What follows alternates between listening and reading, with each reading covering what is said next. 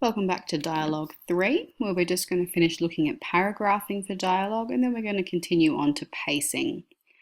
So we were moving through this passage here, and we're highlighting all of Jeannie's paragraphs rather, in this teal colour. So this is her dialogue here, and this one has got some dialogue interspersed with a beat. And then finally we have that one, and the very last paragraph belongs to her as well. So you can see quite nicely, because there's only two characters in this particular scene, that the paragraphs actually alternate back and forth between the characters. We have her speaking, and then him, and then her, and then him, and then her, and then him, etc., and so forth to the bottom. You can see also that we only need to change paragraphs each time we change characters. We don't actually need to change paragraphs when we start dialogue. So this bit of dialogue here at the end of Jeannie's paragraph, we don't need to put that on a new paragraph like that. It can stay part of that paragraph because it's all part of her actions. And the paragraph break is just a way to signal visually to the reader that, hey, we're changing characters now. That's mostly what it's useful for. So that's how the paragraphing works with dialogue. So that concludes our discussion of punctuation with dialogue, the difference between tags and beats and the different punctuation for each, and then how we go about paragraphing them. Now, the other interesting thing that you can do now that you know about paragraphing and about tags and beats is you can actually vary the pacing of your dialogue. You can see here that if you were to read this aloud, the pacing is actually relatively slow. It's kind of, it's not slow as in boring, but it's slow and meandering as in there's not fast action happening. The dialogue's not snapping back and forth. It's just setting the scene. It's two people getting to know each other, and there's not really a huge sense of urgency to it. If you read the second example over here, you can see that in some places we actually have runs of dialogue where there is nothing else in between. So here we have dialogue followed by dialogue followed by dialogue. And then again down the bottom we have another few lines here where we have dialogue and dialogue and dialogue, and then another bit of dialogue there. So what this actually does is this actually speeds up the pace, because you're just having dialogue snapping back and forth from one character to the next, and it increases the pace of the scene and it creates a bit more tension.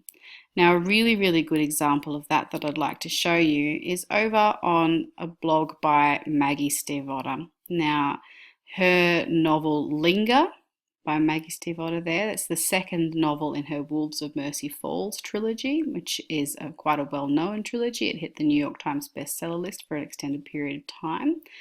This is her second book, and on her blog over here, she actually gives us an example of how she used dialogue beats to increase to massage the pace of her page. Just working on getting that a little bit enlarged for you, because I know from the last video that it was quite blurry. So hopefully you can read this. If not, I'll click up here so you can see the full URL. So go to maggiestiefvater.com/blog/how to turn a novel into a textbook, with hyphens between each word there. So maggiestiefvater.com/blog/how to turn a novel into a textbook, with hyphens. I'm sure if you type that into Google as well, that will come up too. And then we're just about 2/3 of the way down the article. So starting from the top, if you scroll down past that first example page, past the first section of questions, and to here. This is her second example page, so I'll read it out. Her perfect blonde ringlets were gone, replaced with a brutal short style that made her look beautiful and damaged.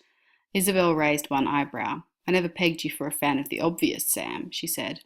I'm not, I said, and pushed the untouched paper cup of tea toward her to finish. It seemed filled with meaning to drink from it after she did. I added, otherwise I would have said, hey, shouldn't you be in school? Touché, Isabel said, taking my drink as if it had always been hers. She slouched elegantly on her stool. I hunched like a vulture on mine. The wall clock counted off the seconds.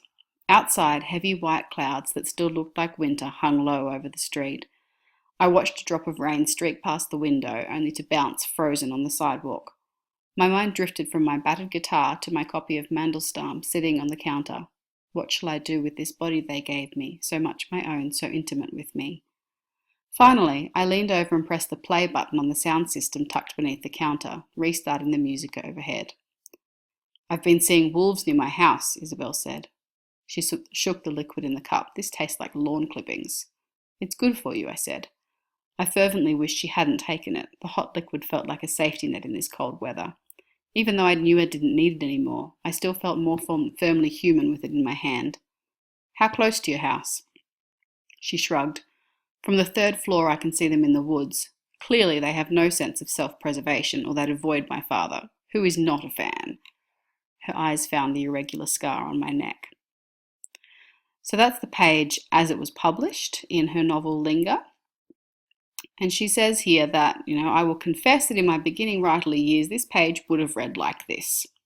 I never pegged you for a fan of the obvious, Sam, Isabel said. I'm not, I said, or I would have said, hey, shouldn't you be in school? Touché, Isabel replied. I've been seeing wolves near my house, Isabel said. How close to your house? She shrugged. From the 3rd floor I can see them in the woods. Clearly they have no sense of self-preservation, or they'd avoid my father, who is not a fan. And Maggie goes on to say here, this would have been it in its entirety. It would not occurred to me that anything was missing. I would have merely gotten to the end of an 11,000 word draft and thought, how is this not as long as a novel? It has a beginning, a middle, and an end. So, as she says here, it wasn't until I took apart my favourite novels that I started to understand how to manipulate pacing. The thing is, there's nothing wrong with that stripped down 7 or 8 line page. It's just that it's missing so many opportunities to play with mood, character, and setting. It's nothing but plot sitting there like that. And while plot is a crucial enough thing, it's not what keeps a reader reading. People keep the reader reading. So let's have a look at this now. We'll have a look at what she said again later, but first of all, I just want you to take this dialogue and to have a look at it. You can see how, having stripped out all of those beats that she had in the previous page, the published version, and stripping it right down just to the dialogue, we have increased the pace. The conversation seems to move a lot faster now, which changes the whole mood of the conversation. So instead of being a conversation now where they're both talking about something that they're kind of trying to avoid saying outright, and all of the beats in the published version make it seem like a slow and meandering conversation that they're actually trying to talk around these big issues rather than just being direct. If you strip all of those beats out and you just have the dialogue here, all of a sudden it becomes a very direct conversation where they're just delivering information to each other, bang, bang, bang. And as she says, there's nothing necessarily wrong with that. If that's what you're going for, then that's great. But you need to know that that's what you're going for, and you need to be doing it deliberately. So beats are a way that you can slow down your pacing, or you can increase your pacing. The more beats that you have, the slower it's going to read. The fewer beats that you have, the faster the conversation is going to read. And as she hints in her paragraph below that we just read, the beats that you put in are a really good opportunity to play with mood and with character and pacing, and they can also create subtext. So it's a really interesting exercise to take some dialogue like this that is scripted for you and to actually change the beats and to see how by taking the exact same dialogue conversation and just by changing the beats, you can actually totally change the meaning of that particular conversation. So what I'd like you to do now is to pause this video. If you're in one of my classes, you'll be able to have access to this dialogue typed up just clean like this in one of the worksheets on our online classroom. If not, then you'll have to type it up for yourself, but that's okay. I'd like you to get that dialogue, and I want you to practice putting some beats into it. See what kind of mood you can change this to just by putting in different beats. So I'll pause the conversation now, and if you just want to go away and spend some time doing that. Okay, hopefully you've had a go at doing that for yourself now, and I'm going to give you a bit of a demo here. So what I've done is I've just typed up this dialogue exactly clean. I've got no tags, I've got no beats, and we're not going to worry about the original context. It doesn't matter if you don't know what happened in the original story, that's okay. We're just going to make up our own context. So all we have here is we know we have a character called Sam, and we have a character who doesn't have a name. And we can use any kind of narration we want here. It doesn't really matter. So let's see how we could go about making the mood of this scene different. So we can start by attributing this dialogue to a character. Now, it doesn't really matter, her name's Isabel in this text, but you can use whatever name you like, if that's okay. So, maybe Isabel fluttered her eyelashes at me. Let's say she's having a bit of a flirt. I'm not. How does Sam feel about this? I'm not, I said, blushing. Or I would have said, hey, shouldn't you be in school?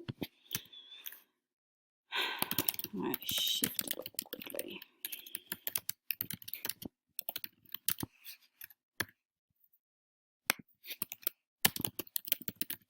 So I'm not going to talk while I'm doing this because otherwise I'm just going to get really confused. So if you just follow along on screen and I'll read through it all when I'm done.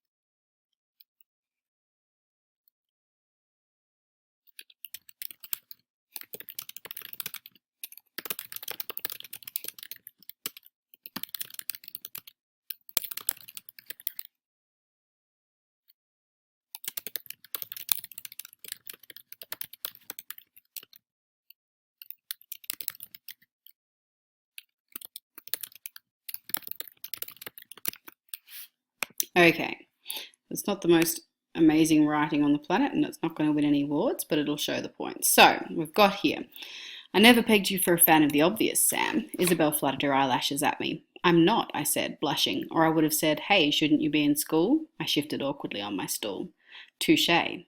Isabel sat next to me, arm brushing against mine. She toyed with the edge of a worn notebook for a second before turning to me.